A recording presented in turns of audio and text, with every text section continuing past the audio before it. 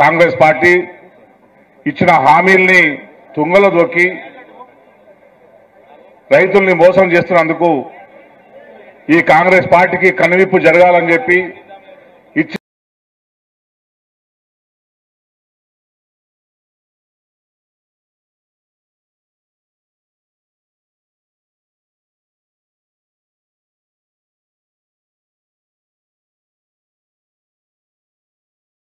హరీష్ రావు గారు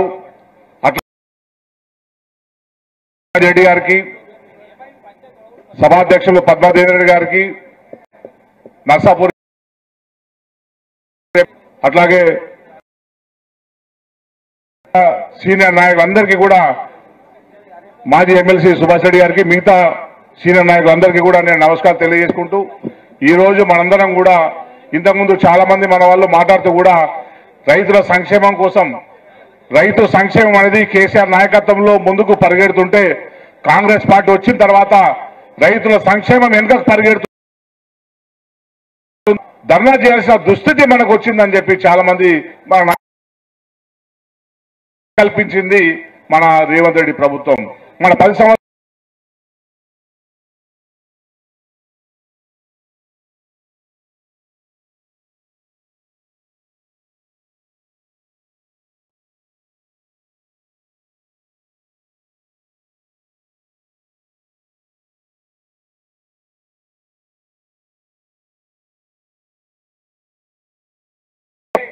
ఎట్లయినా గద్దె దింపాలని చెప్పి అంతకంటే మేము బాగా చేస్తాం, వాళ్ళు 10,000 ఇస్తున్నారు, మేము 15,000 ఇస్తాం, మేము ఇంకా రైతులకు కొత్త పాలసీలు తీసుకొస్తాం, ఎవరైతే ఎక్కడైతే వెనుకబడిన ప్రాజెక్టులు ఉన్నాయో వాటన్నింటిని కూడా ముందుకు పరివర్తిస్తామని చెప్పి వాళ్ళ రైతు డిక్లరేషన్లో చెప్పి అన్నింటినీ కూడా పండబెట్టారు.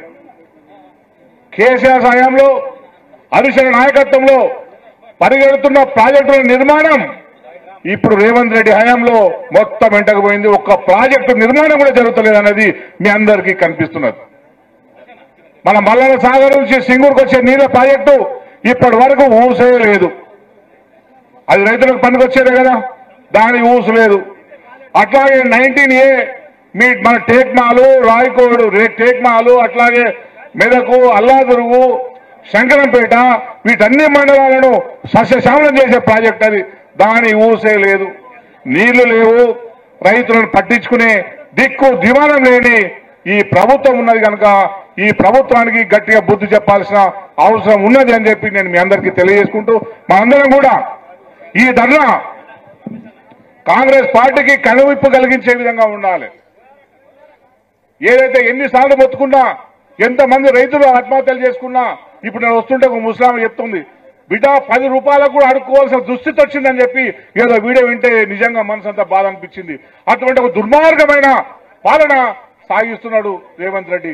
అందుకే ఇప్పుడు మనము ఈ రైతుల మీద సన్న ఓట్లకు బోనస్ ఇస్తానని ఇయ్యలే, ఓట్లు సరిగ్గా ఉంటలే, చాలా మంది ప్రైవేటులో అమ్ముకున్నారు. మా మండలం కానీ మిగతా మండలం కానీ ప్రైవేట్ మిల్లులకు అమ్ముకున్నాడు. ఇక సన్న బియ్యాన్ని కొరటే దిక్కులో కూడా పోయిండు, బోనస్ ఇస్తున్న ఆశపడితే ఆ బోనస్ కూడా లేదు. అటువంటి ఒక పరిస్థితి ఉన్నది కనుక రేపు రాబోయే ఎలక్షన్లో లోకల్ బాడీకి పెడతాడా లేదా, లోకల్ బాడీ పెట్టాలంటే గజ గజ ఉరుకుతుంది రేవంత్ రెడ్డికి. కానీ లోకల్ బాడీ కనుక పెడితే రేవంత్ రెడ్డికి కాంగ్రెస్ పార్టీకి కనువిప్పు కలిగే ఓటు వేయాలని చెప్పి ప్రచారాన్ని మనం ముందు తీసుకుపోవాలని చెప్పి నేను మీ అందరికీ ఈ సందర్భంగా మనవి చేసుకుంటున్నాను. ఎందుకంటే అడ్డమైన హామీలు ఇచ్చి సాధ్యం కాని ఆచరణ సాధ్యం కాని హామీలు ఇచ్చి ప్రజలందరినీ నమ్మించారు. పాపం ప్రజలు నమ్మిండ్రు. ఇంతకంటే బాగుంటుందేమో, కేసీఆర్ సార్ కంటే ఇంకా బాగుంటుందేమో అని చెప్పి వాడు 3 సినిమాలు చూపెట్టేసరికి నిజంగా ఉంటుందేమో అని చెప్పి అనుకున్నాడు. కానీ కేసీఆర్ సారు బంగారు తెలంగాణ ఉంటే వీడు మొత్తాన్ని నాశనం చేసేసి రైతాంగాన్ని మొత్తం నిర్వీర్యం చేసే ప్రయత్నం చేసిండు. కేసీఆర్ గారి మీద వ్యక్తిగతంగా ద్వేషాన్ని పెంచుకొని తెలంగాణ మొత్తాన్ని ఎండబెట్టే ప్రయత్నం చేస్తుండు, కాళేశ్వరం మొత్తాన్ని కూడా పండబెట్టే ప్రయత్నం చేస్తుండ అనే విషయాన్ని కూడా మనం గ్రామానికి ప్రతి రైతుకు తీసుకుపోవాల్సిన అవసరం ఉన్నది అని చెప్పి కూడా నేను మీ అందరికీ ఈ సందర్భంగా తెలియజేసుకుంటున్నాను. మనందరూ కూడా చాలా మంది ప్రజలు నిరాశలో ఉన్నారు. ఈ ప్రభుత్వం ఎప్పుడు పడిపోతుందా, ఈ ప్రభుత్వం ఇప్పుడు ఎలక్షన్లు వస్తే మీ ప్రభుత్వానికి వ్యతిరేకంగా ఓటేయాలని ప్రతి ఒక్కరు కూడా వెయిట్ చేస్తున్నారు. అవునా కాదా? అవునా కాదా? గట్టిగా చెప్పాలి. ఇప్పటికిప్పుడు ఓట్లు వస్తే కనుక ఈ ప్రభుత్వానికి రేవంత్ రెడ్డికి వ్యతిరేకంగా ఓటేసి మా నిరసన తెలపాలని ప్రజలందరూ కూడా ఉత్సాహంతో ఉన్నారు, కసితో ఉన్నారు. అందుకే ఇంకా మనం విస్తృతంగా ప్రచారం చేయాలి రేవంత్ రెడ్డి వైఫల్యాన్ని. ఇది వైఫల్యం కాదు, రేవంత్ రెడ్డి ఉద్దేశపూర్వకంగా తెలంగాణ ప్రజలు వంచిస్తున్నాడు. తెలంగాణ ప్రజల పట్ల నయవంచకుడిగా తయారయ్యాడు రేవంత్ రెడ్డి. రైతుల పట్ల నయవంచకుడు తయారయ్యాడు రేవంత్ రెడ్డి. రైతు ప్రాజెక్టులను అమ్ముతున్నాడు, రైతు జీవితాలు లేకుండా చేసుకున్నాడు. మొత్తం రాష్ట్రంలో ఆర్థిక ప్రగతి మొత్తాన్ని నాశనం చేసి మొత్తం భారతదేశంలో ఒకప్పుడు ఎంత మనం రైస్ పండిస్తుంటే కలకత్తా ఫస్ట్ ఉండేది.